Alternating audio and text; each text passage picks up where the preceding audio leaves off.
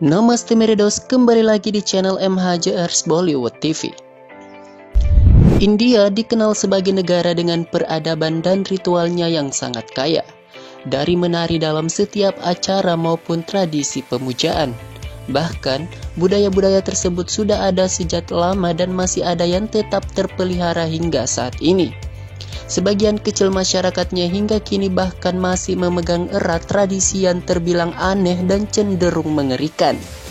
Mayoritas tradisi yang ada di negara tersebut hanya dapat kamu temukan di India. Berikut 5 tradisi mengerikan yang masih ditemukan di India. Yang pertama, tradisi melubangi hidung perempuan suku Apatani. Kecantikan merupakan salah satu hal utama yang paling diinginkan oleh setiap kaum wanita. Namun, wanita suku Apatani di India justru menginginkan hal sebaliknya. Perempuan suku Apatani selalu dianggap memiliki paras yang indah di antara suku lainnya di Arunachal. Kecantikan mereka itu pun menjadi incaran orang-orang suku lain. Rasa ingin memiliki itu akhirnya menimbulkan berbagai masalah dan peperangan antar suku. Maka dari itu, demi melindungi diri dari mara bahaya, wanita suku Apatani melubangi hidungnya dan menutupnya dengan kayu. Hal itu dilakukan agar mereka tidak lagi terlihat menarik bagi suku lain. Untuk melindungi diri, mereka diharuskan untuk memakai aksesoris tersebut setiap hari. Supaya penampilannya terlihat jelek, wanita Apatani juga menato tubuh mereka secara vertikal dari dahi ke ujung hidung dan 5 garis di dagu mereka. Tradisi ini dilakukan sejak awal kedewasaan ketika mereka menstruasi untuk pertama kalinya. Namun pada 1970, praktik menyumbat hidung dan melukis tato suku Apatani di wajah sudah tak lagi diperbolehkan oleh pemerintah India. Kini, tradisi memakai tipei masih ditemukan pada perempuan-perempuan tua Apatani yang memang menjadikan hal tersebut sebagai identitas mereka. Yang kedua, tradisi lempar bayi. Kalau di Spanyol ada tradisi melompat bayi untuk menyucikan bayi. India juga punya tradisi yang tak kalah ekstrim. Ritual nyelene tersebut adalah ritual melemparkan bayi dari atas kuil. Bayi yang berusia beberapa bulan hingga 2 tahun akan dilemparkan dari atas balkon setinggi 15 meter. Hal ini dipercaya oleh warga India dapat memberikan keberuntungan dan kesehatan kepada sang bayi. Saat hendak dilempar, bayi tersebut akan dipegang kaki dan tangannya dan diayunkan terlebih dahulu layaknya sebuah keranjang. Sedangkan sang ibu sudah menunggu di bawah balkon bersama warga setempat sambil membentangkan kain selimut untuk menangkap si bayi. Bayi yang menangis histeris akibat merasa kaget tersebut akan disambut dengan sorak-sorai dan tepukan kegembiraan dari semua orang yang ada di bawah. Sebelum dikembalikan pada pelukan ibunya untuk ditenangkan, sang bayi akan digendong secara bergiliran oleh semua orang yang ada di sekitarnya. Meski ritual ini terdengar kejam, tetapi tradisi tersebut sudah dilestarikan sejak 700 tahun lalu oleh penduduk di India Barat. Hal ini dipicu akan tingginya angka kematian bayi di negara ini, sehingga penduduk setempat bersama-sama melaksanakan ritual itu untuk menjaga anak mereka. Mereka berharap sang anak akan mendapat umur panjang, nasib baik, dan membawa kesejahteraan bagi keluarganya. Hal ini juga dipercaya sebagai bagian dari kewajiban agama mereka. Yang ketiga, membunuh orang tua lanjut usia. India merupakan salah satu negara paling miskin di dunia. Data yang dikumpulkan The Week menunjukkan bahwa 360 juta penduduk India belum bisa makan 3 kali dalam sehari. Kemiskinan inilah yang kemudian jadi alasan lahirnya tradisi mengerikan yang dikenal sebagai Talai Kotal.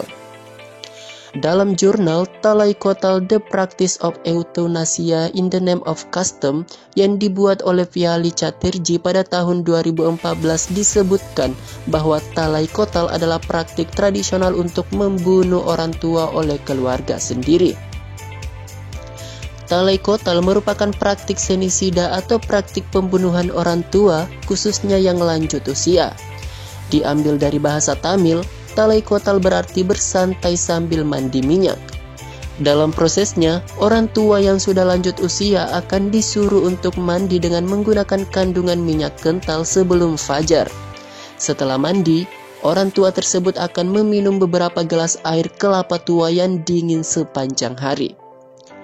Dilansir India Times, talai kotal dilakukan oleh hampir 40 desa, tapi yang paling populer adalah Tamil Nadu. Di kawasan ini terdapat 3 desa dengan praktik talai kotal terbanyak, yaitu Desa Madurai, Virudunagar, dan Teni. Saking banyak dan seringnya penduduk yang melakukan talai kotal, warga lanjut usia di 3 daerah ini sudah menerima kehadiran aktivitas pembunuhan ini sebagai sebuah tradisi. Ada beragam alasan mendasari dilakukannya praktik ini. Yang keempat, memakan jenazah. Tradisi memakan jenazah yang baru saja meninggal merupakan salah satu tradisi turun-temurun yang masih terpelihara hingga saat ini. Tradisi yang menerapkan praktik kanibal atau manusia memakan daging manusia itu merupakan tradisi yang dilakukan oleh sekte keagamaan pemuja Dewa Siwa bernama Agori Sadus. Sekte ini menganggap rohani mereka bisa lebih bercahaya jika mereka memakan mayat. Bahkan mereka percaya kanibalisme membuat seseorang lebih dekat kepada Tuhan dan mendapat kemudahan dalam menjalani hidup. Suku Agori menggunakan kanibalisme sebagai cara untuk merangkul kematian dan menolak sikap dan kebiasaan duniawi yang mereka yakini akan membantu mereka menjadi jelmaan Dewa Siwa. Agori memakan mayat manusia baik dalam keadaan segar dan mentah, busuk, maupun yang sudah terbakar karena proses kremasi. Untuk mendapatkan hidangan makannya, sekte Agori mencari jenazah di Sungai Gangga yang tercemar di India. Lokasi tersebut dianggap strategis karena dekat dengan tempat kremasi atau pembakaran manusia.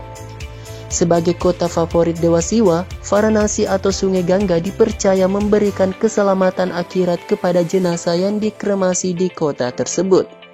Akibatnya, ribuan jenazah setiap tahunnya dibawa ke Varanasi untuk dikremasi. Selain praktik kanibalisme, ada ritual lain yang dijalani suku ini seperti melakukan hubungan badan dengan wanita yang sedang menstruasi di tengah-tengah kerumunan mayat. Mereka meyakini melakukan hal tersebut membuat mereka memiliki kekuatan supranatural.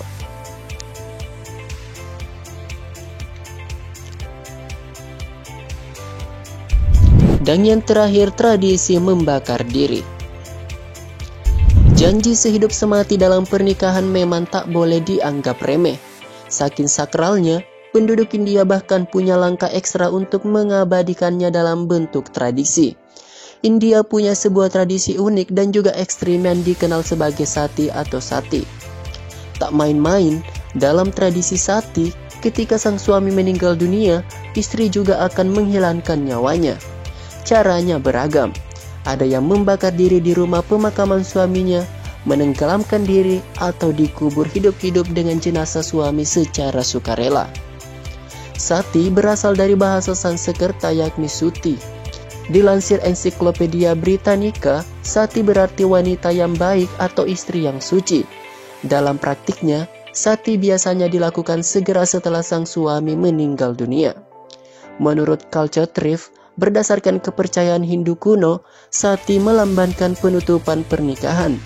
Sati dilakukan secara sukarela tanpa paksaan, murni karena sang istri ingin menjadi pasangan yang berbakti dan mengikuti suami ke alam baka. Namun, seiring waktu, tradisi ini menjadi sesuatu yang dipaksakan.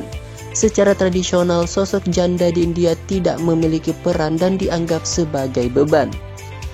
Kabarnya, apabila janda tersebut ditinggal mati suaminya dan tak memiliki anak, ia akan ditekan oleh masyarakat untuk melakukan tradisi sati. Di luar itu, kesulitan menjadi seorang janda juga menjadi alasan terbesar praktik sati berkembang. Nah, itulah tadi meredos informasi untuk kali ini. Jangan lupa support channel ini dengan mengklik tombol subscribe dan like-nya. Dan jangan lupa jika ada kritik atau saran dari meredo sekalian, tulis di kolom komentar ya. Kabi Alpida and see you in the next video.